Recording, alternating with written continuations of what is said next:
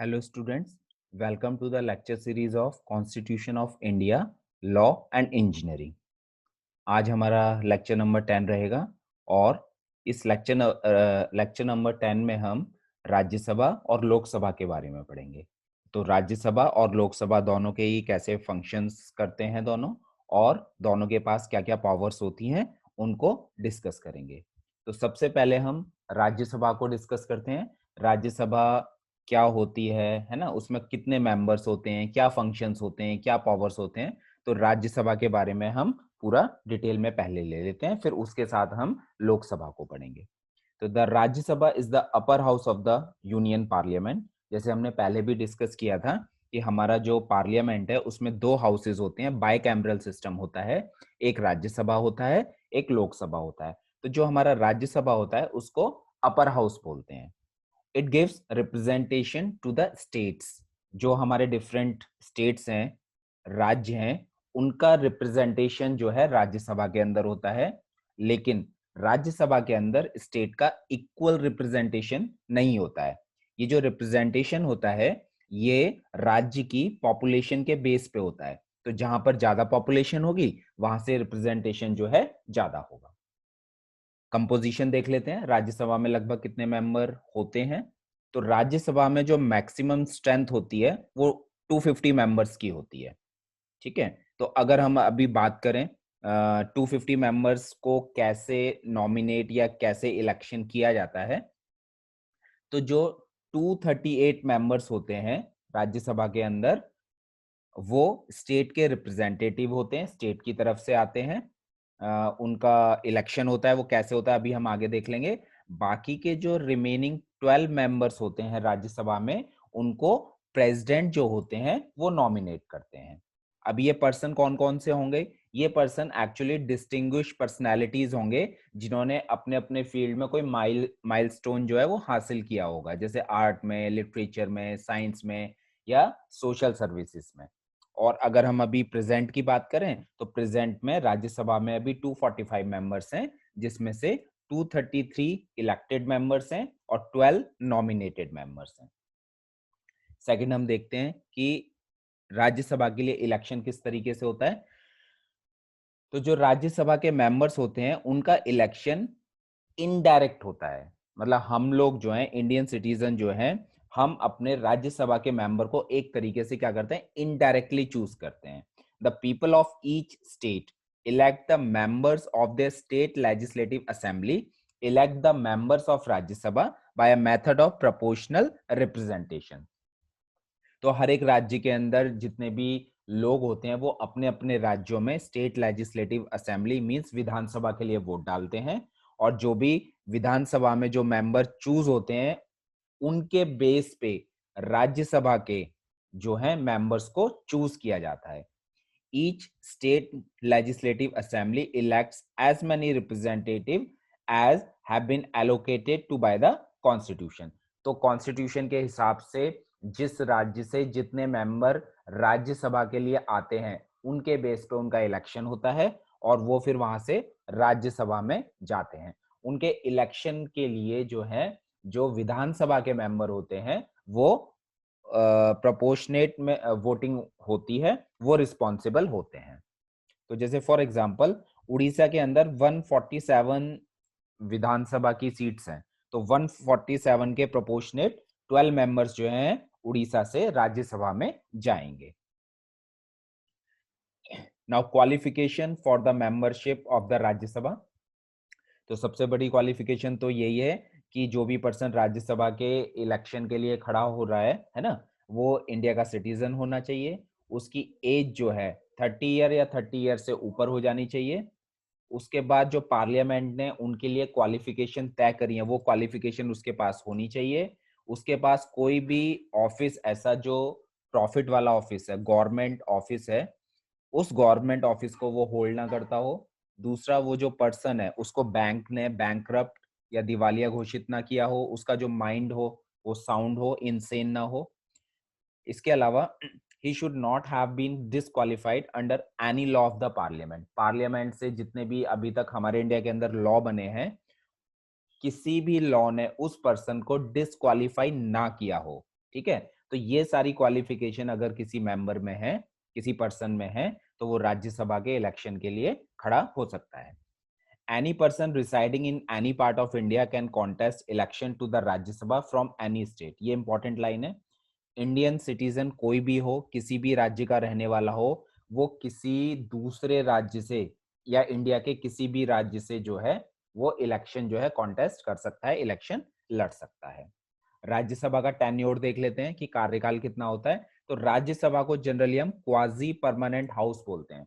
Quasi permanent house का मतलब यह है कि राज्यसभा का कभी भी एक साथ डिसोल्यूशन नहीं होता है, मतलब राज्यसभा को कभी भी जो है भंग नहीं किया जा सकता है। It is not subjected to dissolution as a whole. 1/3 of its member retire after every 2 year. जो 1/3 मेंबर्स होते हैं वो हर 2 साल के बाद रिटायर हो जाते हैं, उनका इलेक्शन हो जाता है, फिर से सीट्स बढ़ जाती हैं, फिर 2 साल के बाद फिर इलेक्शन हो जाता है, फिर से सीट्स पूरी हो जाती हैं। लेकिन अगर हम सिर्फ एक मेंबर की बात करें राज्यसभा के, तो राज्यसभा के एक मेंबर का जो कार्यकाल होता है वो 6 साल का होता है।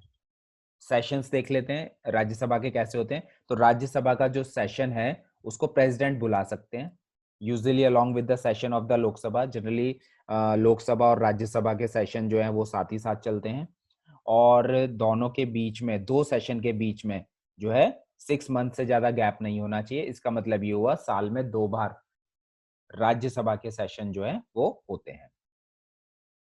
कोरम की बात करते हैं। कोरम का मतलब है कि कितने मेंबर्स राज्यसभा के प्रेजेंट होने चाहिए ताकि राज्यसभा की मीटिंग चल सके। तो quorum for the meeting of Rajya Sabha is 1/10 of its member. 1/10 member अगर प्रेजेंट होंगे तो राज्यसभा की जो है मीटिंग चलेंगी, अदरवाइज नहीं चलेंगी। प्रिविलेजेस ऑफ मेंबर्स, जो राज्यसभा के मेंबर होते हैं उनको क्या क्या प्रिविलेज मिली हुई होती हैं, तो उनको बहुत सारी प्रिविलेज मिली होती हैं। They enjoy unrestricted freedom to express their view in the house.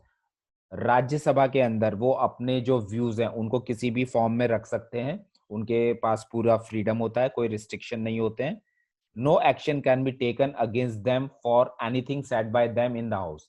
जब वो राज्यसभा में कोई भी अपना व्यू रख रहे हैं और वो कुछ भी बोल रहे हैं तो उनके अगेंस्ट एक्शन नहीं लिया जाता है। और साथ में कोई भी सॉरी, कोई भी अगर सिविल ऑफेंस हुआ है ना, तो सिविल ऑफेंस के केस में जब राज्यसभा का सेशन चलता है तो उससे 40 डेज पहले और 40 डेज के बाद राज्यसभा के मेंबर को जो है अरेस्ट नहीं किया जा सकता। तो इस तरह के इनको कुछ प्रिविलेजेस जो हैं मिले हुए हैं। जो वाइस प्रेसिडेंट होते हैं वो एक्स ऑफिशियो चेयरपर्सन होते हैं राज्यसभा के। एक्स ऑफिशियो का मतलब ये होता है कि कोई भी एक ऐसा पर्सन है जो ऑलरेडी रेपुटेटेड पोस्ट पे है, तो उसकी रेपुटेशन को देखते हुए उसको कुछ और ऑर्गेनाइजेशंस का चेयरमैन जो है या वाइस चेयरमैन जो है बना दिया जाता है। तो वाइस प्रेसिडेंट जो है हमारे इंडिया के अंदर ऑलरेडी एक रेपुटेटेड पोस्ट है, तो वाइस प्रेसिडेंट को राज्यसभा का चेयर बना दिया जाता है। ठीक है, लेकिन वो राज्यसभा के मेंबर नहीं होते हैं, और वो क्या करते हैं, वो राज्यसभा को कंडक्ट कराना, राज्यसभा की मीटिंग्स को प्रिसाइड करना, है ना, ये उनका मेनली काम होता है। और जब वो वाइस प्रेसिडेंट एब्सेंट होते हैं तो उनकी एब्सेंस में डिप्टी चेयरमैन जो होते हैं राज्यसभा के, वो मीटिंग्स को पूरा करवाते हैं और सेशन को चलाते हैं। नाउ पावर या फंक्शंस देख लेते हैं। तो पहले हम देख लेते हैं लेजिस्लेटिव पावर। तो लॉ मेकिंग की अगर हम बात करें, Rajya Sabha enjoys equal powers with the Lok Sabha. तो लोकसभा के पास जो पावर होती हैं वही राज्यसभा के पास होती हैं। जो ऑर्डिनरी बिल होता है ना, an ordinary bill can be introduced in the Rajya Sabha and it cannot become a law unless passed by it। ठीक है, तो कोई भी ऑर्डिनरी बिल होगा वो राज्यसभा में इंट्रोड्यूस किया जा सकता है, लेकिन अगर राज्यसभा उसे पास नहीं कर रही है तो वो लॉ में कन्वर्ट नहीं हो सकता, वो लॉ नहीं बन सकता है। ठीक है, कई बार ये भी होता है कि दोनों हाउसेस के बीच में डेडलॉक हो जाता है। ठीक है, किसी बिल के ऊपर की एक जगह पास हो गया, एक जगह नहीं हुआ, तो वहां पे जो प्रेसिडेंट होते हैं वो दोनों की जॉइंट सिटिंग जो है करवा सकते हैं। तो जॉइंट सिटिंग जो होगी is presided over by the speaker of the Lok Sabha. Lok Sabha के जो स्पीकर होंगे वो उसको प्रिसाइड करेंगे। If the bill is passed in the joint sitting, it is sent to the president for his signature. Financial power की अगर हम बात करें तो फाइनेंशियल पावर्स जो होती हैं राज्यसभा की वो बहुत वीक होती हैं। जैसे for example money bill can not be introduce in the Rajya Sabha. Money bill जो होगा वो राज्यसभा में इंट्रोड्यूस नहीं होगा, वो सबसे पहले लोकसभा में इनिशिएट किया जाएगा, लोकसभा में पास होने के बाद वो राज्यसभा में जाएगा। ठीक है, बाकी जो और बिल होते हैं वो राज्यसभा में भी पहले इंट्रोड्यूस हो सकते हैं, लेकिन मनी बिल जो है वो लोकसभा में ही इंट्रोड्यूस होता है। फिर राज्यसभा के पास जब लोकसभा से पास होके बिल राज्यसभा में आ गया तो वहां पे जो बिल है उसके पास करने की जो टाइमिंग है वो 14 डेज दी गई है कि 14 दिन के अंदर राज्यसभा को वो पास करना होता है। लेकिन अगर वो 14 दिन में पास नहीं हो पाता है तो bill is taken to have been pass by the parliament. Parliament से वो पास हुआ मान लिया जाता है, राज्यसभा ने उसे पास किया हो या ना किया हो। तो फाइनेंशियल पावर्स जो हैं राज्यसभा की वो क्या है, वीक है। एग्जीक्यूटिव पावर्स की बात करते हैं तो union council of minister is responsible before the Lok Sabha and not the Rajya Sabha. जो यूनियन काउंसिल ऑफ मिनिस्टर है, जो कैबिनेट मिनिस्ट्री है, तो वो कैबिनेट मिनिस्ट्री जो है लोकसभा के लिए रिस्पॉन्सिबल है। जनरली वो मिनिस्टर्स जो होते हैं लोकसभा से ही होते हैं, राज्यसभा के लिए वो रिस्पॉन्सिबल नहीं है। Lok Sabha alone can cause the fall of the council of minister by passing a vote of no confidence. तो अगर लोकसभा के अंदर vote of no confidence pass हो गया है तो उसमें काउंसिल ऑफ मिनिस्टर्स जो होते हैं उनको एक तरह से रिजाइन करना पड़ता है। राज्यसभा में इसके लिए कोई उनके पास पावर नहीं दी गई है।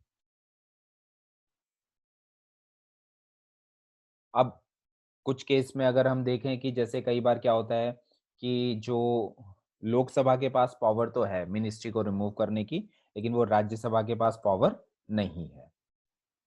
कुछ मिनिस्टर जो हैं, अब जैसे राज्यसभा के अंदर भी जो मेजोरिटी वाली पार्टी होती है उसके मेंबर्स होते हैं, तो कुछ मिनिस्टर्स को राज्यसभा से भी लिया जा सकता है। एक और इम्पोर्टेंट बात है कि now the prime minister can also be from Rajya Sabha. Prime minister जो है वो राज्यसभा से भी हो सकता है। अमेंडमेंट पावर्स देखें, है ना, कॉन्स्टिट्यूशन में अमेंडमेंट पावर्स की अगर हम बात करें तो राज्यसभा और लोकसभा की जो पावर्स होती हैं वो दोनों के लिए इक्वल होती हैं, और दोनों ही जगह अमेंडमेंट वाला बिल जो है वो 2/3 मेजोरिटी से पास होना जरूरी है। इलेक्टोरल पावर्स में अगर हम देखें तो Rajya Sabha along with the elected members of Lok Sabha and all the state legislative assembly together elect the president of India. Rajya Sabha के जितने भी मेंबर्स हैं वो प्रेसिडेंट ऑफ इंडिया के इलेक्शन में पार्टिसिपेट करते हैं। इसके अलावा राज्यसभा के जो मेंबर होते हैं वो वाइस प्रेसिडेंट ऑफ इंडिया के इलेक्शन के लिए भी पार्टिसिपेट करते हैं। ठीक है, और राज्यसभा के मेंबर जो होते हैं वो डिप्टी चेयरमैन को भी इलेक्ट करते हैं। जुडिशियल पावर्स की अगर हम बात करें तो राज्यसभा जो है वो लोकसभा के साथ मिलकर प्रेसिडेंट के अगेंस्ट इम्पीचमेंट का प्रोसेस जो है उसको चला सकती है। तो इम्पीचमेंट क्या होता है? इम्पीचमेंट जो होता है वो होता है प्रेसिडेंट के खिलाफ महाभियोग चलाना on charges of violation of the constitution. अगर ये पाया जाता है कि प्रेसिडेंट के थ्रू, प्रेसिडेंट के द्वारा कॉन्स्टिट्यूशन का वायलेशन किया जा रहा है तो उनके अगेंस्ट महाभियोग चलाया जाता है, और उसमें राज्यसभा का भी पार्टिसिपेशन होता है। अगर वाइस प्रेसिडेंट का केस है तो उसमें राज्यसभा ही जो है उनके ऊपर चार्ज लगा सकती है वाइस प्रेसिडेंट के ऊपर। और जो है राज्यसभा के अंदर एक स्पेशल एड्रेस भी पास होता है जिससे वो सुप्रीम कोर्ट के जजेस या हाई कोर्ट के जजेस को भी रिमूव कर सकती है।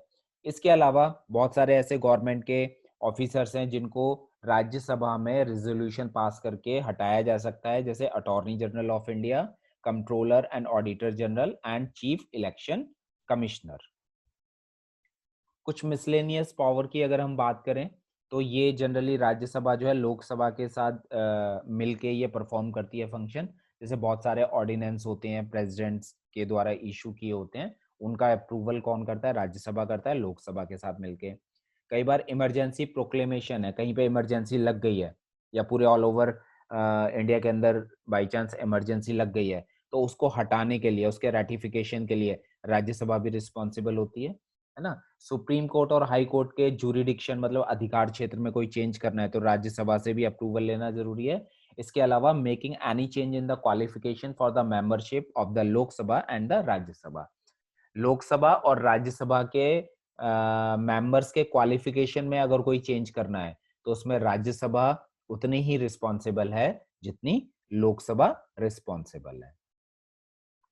सेकंड है इसमें हमारा लोकसभा, तो इसके फंक्शन एंड पावर्स देख लेते हैं। तो जैसे हमारे पार्लियामेंट जो है, हमारा पार्लियामेंट बाइकैमरल सिस्टम है ना, तो उसमें जो एक और सेकंड हाउस है वो लोकसभा है, और लोकसभा को हम लोअर हाउस बोलते हैं, लेकिन ये पावरफुल हाउस होता है।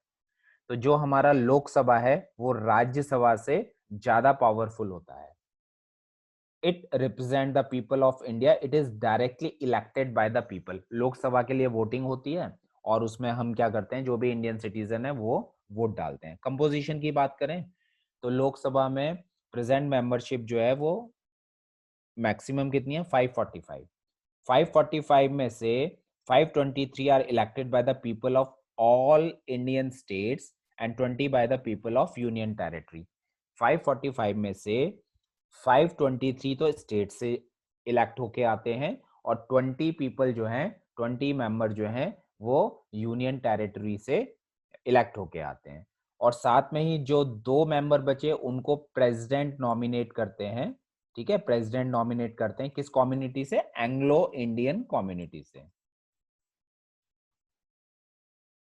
मेथड देख लेते हैं। तो मेथड में 2-4 पॉइंट है हमारे पास। जैसे फर्स्ट है इसमें यूनिवर्सल एडल्ट फ्रेंचाइज। इसका मतलब ये हुआ कि कोई भी इंडियन सिटीजन है जिसकी एज 18 साल हो गई है, 18 साल से ज्यादा है, वो इलेक्शन में लोकसभा के लिए वोट डाल सकता है।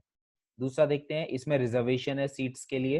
तो जो हमारे एससी और एसटी कास्ट से लोग आते हैं उनके लिए कुछ कॉन्स्टिट्युएंसी जो लोकसभा क्षेत्र होते हैं वो रिजर्व्ड होते हैं, और ऐसे कॉन्स्टिट्युएंसी से, ऐसे लोकसभा क्षेत्र से सिर्फ एससी और एसटी कैंडिडेट जो होते हैं वही इलेक्शन लड़ सकते हैं। तो इसमें जो अगर हम रिजर्वेशन देखें तो टोटल सीट्स में से 131 सीट्स जो है वो रिजर्व्ड है, जिसमें से 84 सीट्स शेड्यूल कास्ट के लिए और 47 सीट्स जो हैं वो शेड्यूल ट्राइब्स के लिए हैं। फिर सिंगल मेंबर टेरिटोरियल कॉन्स्टिट्यूएंसी इसको फॉलो किया जाता है। इसका मतलब पूरी कंट्री को जो है टेरिटोरियल कॉन्स्टिट्यूएंसी में डिवाइड किया जाता है। जैसे मैंने भी आपको बताया कि लोकसभा क्षेत्र होते हैं, है ना, तो लोकसभा क्षेत्र के अंदर डिवाइड किया जाता है और एक लोकसभा क्षेत्र से एक एमपी को इलेक्ट किया जाता है। सीक्रेट बैलेट से वोटिंग होती है। तो पहले जो है, जो सीक्रेट बैलेट पेपर की बात कर रहे हैं, पेपर बैलेट से वोट होता था, लेकिन अब जो है electronic voting machine EVM machines को यूज किया जाता है। डायरेक्ट इलेक्शन होता है और सिंपल मेजोरिटी से विक्ट्री दी जाती है। इसका मतलब ये हुआ कि किसी लोकसभा क्षेत्र से 4 लोग खड़े हुए हैं, सभी लोग वोट डालेंगे उस लोकसभा क्षेत्र के, तो जिसको ज्यादा वोट मिल जाएंगे उसको जीता हुआ घोषित कर दिया जाएगा। A candidate securing the largest number of votes from amongst all the contestants from a constituency gets elected as the representative of the people of his constituency in the Lok Sabha. Qualification देख लेते हैं। तो ये India का citizen होना चाहिए, as 25 year से कम नहीं होनी चाहिए, कोई भी गवर्नमेंट जॉब में या गवर्नमेंट का कोई प्रॉफिट वाला ऑफिस है उसको वो होल्ड ना करता हो, उसका माइंड जो है अनसाउंड ना हो, बैंक ने उसको दिवालिया घोषित ना किया हो, he should not be declare offender of a grave crime by any court, court से कहीं भी उसको पनिशमेंट ना मिली हो, है ना, और जो पार्लियामेंट ने क्वालिफिकेशन तय की है उनको वो पूरा करता हो। अगर हम टेन्योर कार्यकाल की बात करते हैं तो लोकसभा का जो टेन्योर होता है वो 5 साल का होता है। लोकसभा जो चुनी जाती है वो 5 साल के लिए चुनी जाती है और हर 5 साल में लोकसभा के लिए इलेक्शन होता है। लेकिन कभी इमरजेंसी केसेस होते हैं कि देश में इमरजेंसी लगी है तो उस केस में 1 साल जो है इनका कार्यकाल जो है बढ़ाया जा सकता है। लेकिन प्रेसिडेंट जो होते हैं वो लोकसभा को कभी भी डिसॉल्व कर सकते हैं व्हेन प्राइम मिनिस्टर में एडवाइज हिम। अगर प्राइम मिनिस्टर एडवाइस करते हैं कि लोकसभा को भंग कर दिया जाए तो प्रेसिडेंट जो है लोकसभा को कभी भी भंग कर सकते हैं। और दूसरा, अगर प्रेसिडेंट को ये लगता है कि कोई भी पार्टी जो है गवर्नमेंट बनाने के फॉर्म में नहीं है, तो लोकसभा को भंग कर दिया जाता है और वहाँ पे दोबारा से हो सकता है कि दोबारा से इलेक्शन वहाँ पे करवाए जाएँ। सेशंस की बात करें तो जैसे राज्यसभा के सेशंस होते हैं, उनको प्रेसिडेंट बुलाते हैं, ऐसे ही लोकसभा के सेशन भी कौन कॉल करता है? प्रेसिडेंट कॉल करते हैं। किसी भी टाइम में कर सकते हैं, लेकिन 2 मीटिंग के बीच में 6 मंथ का गैप नहीं होना चाहिए। कोरम की बात करें तो बिल्कुल सेम है, जैसे राज्यसभा के अंदर अभी हमने पढ़ा था 1/10 ऑफ इट्स टोटल मेंबर जो हैं वो प्रेज़ेंट होने चाहिए। प्रिसाइडिंग ऑफिसर्स की बात करें तो speaker is the chairman and presiding officer of the Lok Sabha, और उनकी स्पीकर की एब्सेंस में एक डिप्टी स्पीकर होते हैं। तो स्पीकर जनरली क्या करते हैं, लोकसभा के जितने भी सेशंस होते हैं उनको चलाने का काम करते हैं, लोकसभा को कंट्रोल करने का काम करते हैं, और उनकी एब्सेंट में जो है वो डिप्टी स्पीकर करते हैं। प्रिविलेजेस इनको बहुत मिली हुई हैं, जैसे राज्यसभा के मेंबर हैं वैसे ही इनको प्रिविलेज मिली हुई है, सेवरल प्रिविलेजेस, ठीक है। अनरिस्ट्रिक्टेड फ्रीडम है, कुछ भी ये जनरली अपने विचार जो हैं व्यक्त कर सकते हैं, उनके अगेंस्ट इस बात के लिए कोई एक्शन नहीं होता है। और अगर सिविल केस है तो 40 डेज बिफोर और 40 डेज आफ्टर लोकसभा के जब सेशन चल रहे होते हैं तो इनको अरेस्ट नहीं किया जा सकता। लेजिस्लेटिव पावर की बात करें तो राज्यसभा से और लोकसभा से अगर कोई ऑर्डिनरी बिल पास हो जाता है तो वो लॉ बन जाता है ना? तो इसमें इक्वल पावर है लोकसभा और राज्यसभा की, दोनों से पास होना ज़रूरी है। लेकिन इम्पोर्टेंट बात ये है कि अधिकतर जो बिल होते हैं 90% बिल वो पहले लोकसभा में ही इंट्रोड्यूस होते हैं और वहाँ से पास होने के बाद वो राज्यसभा के पास जाते हैं। एग्जीक्यूटिव पावर्स की बात करें तो इसमें जितने भी वर्क होते हैं उनके लिए काउंसिल ऑफ मिनिस्टर्स जो होते हैं वो रिस्पॉन्सिबल होते हैं लोकसभा के लिए, ठीक है। और जो लीडर होते हैं जिस पार्टी को मेजोरिटी मिली है उसके जो लीडर होते हैं लोकसभा में वो क्या बनते हैं, वो प्राइम मिनिस्टर बनते हैं, ठीक। Lok Sabha can remove the ministry from office by passing a vote of no confidence against it. Lok Sabha के अंदर वोट ऑफ नो कॉन्फिडेंस लाके मिनिस्ट्री को या प्राइम मिनिस्टर को हटाया जा सकता है। और जो डिफरेंट एमपीज होते हैं वो क्वेश्चंस करते हैं मिनिस्टर से उनके पॉलिसीज के बारे में, एक्टिविटीज के बारे में, डेवलपमेंट के बारे में, ठीक है। फाइनेंशियल पावर्स की बात करें तो लोकसभा के पास बहुत सारी फाइनेंशियल पावर होती हैं और लोकसभा जो होता है वो राज्यसभा से ज़्यादा स्ट्रांग होता है फाइनेंशियल बिल के बारे में। तो जैसा हमने अभी डिस्कस भी किया था कि मनी बिल जो होता है वो सिर्फ और सिर्फ लोकसभा में ही इंट्रोड्यूस किया जा सकता है, वहाँ से पास होने के बाद वो राज्यसभा में जाएगा। अगर राज्यसभा फेल हो जाता है 14 दिन में वो पास नहीं कर पाता है तो वो बिल जो है वापस लोकसभा में चला जाता है और वहां से वो पास होके प्रेसिडेंट के साइन के लिए आगे उसको सेंड कर दिया जाता है, ठीक है। जुडिशियल पावर्स की बात करें तो ऑलमोस्ट सेम पावर हैं जो राज्यसभा की थी। तो लोकसभा के मेंबर जो हैं वो इम्पीचमेंट कर सकते हैं, प्रेसिडेंट के अगेंस्ट महाभियोग चला सकते हैं और प्रेसिडेंट को रिमूव करने का जो बिल होगा वो दोनों हाउसेस से 2/3 मेजोरिटी के साथ पास होना ज़रूरी है। इसके अलावा लोकसभा जो है राज्यसभा वाइस प्रेसिडेंट के ऊपर जो चार्ज लगाती है महाभियोग चलाने के लिए तो लोकसभा उसका इन्वेस्टिगेट कर सकता है। फिर ये जो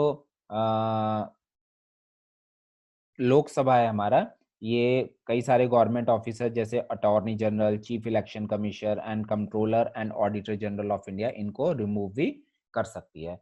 इलेक्टोरल फंक्शन की बात करें तो ये प्रेसिडेंट के इलेक्शन में पार्टिसिपेट करते हैं, वाइस प्रेसिडेंट के इलेक्शन में पार्टिसिपेट करते हैं। इसके अलावा जो मेंबर्स होते हैं लोकसभा के वो अपने में से ही स्पीकर और डिप्टी स्पीकर को भी चूज करते हैं।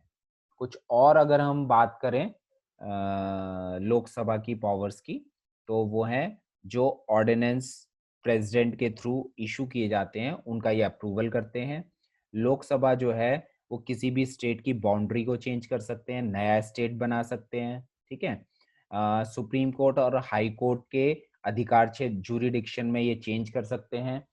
पार्लियामेंट और स्टेट लेजिस्लेचर, ठीक है, पार्लियामेंट के जो भी मेंबर हैं या विधानसभा के जो भी मेंबर हैं उनकी क्वालिफिकेशंस में क्या चेंजेस करने हैं वो ये कर सकते हैं। मेंबर और पार्लियामेंट की सैलरी को ये रिवाइज कर सकते हैं। और the setting up of joint public service commission for 2 और मोर स्टेट, जो हमारे पब्लिक सर्विस कमीशन होते हैं, तो 2 या 2 से अधिक स्टेट में एक जॉइंट पब्लिक सर्विस कमीशन का ये अपॉइंटमेंट कर सकते हैं। इसके अलावा जो इमरजेंसी होती है उसके डिक्लेरेशन को भी ये अप्रूव कर सकते हैं। तो आज के लेक्चर में हमने पूरा लोकसभा और राज्यसभा के बारे में पढ़ा है और इसमें हमने लोकसभा और राज्यसभा के जो फंक्शन हैं उनको कंप्लीट किया है। Thank you.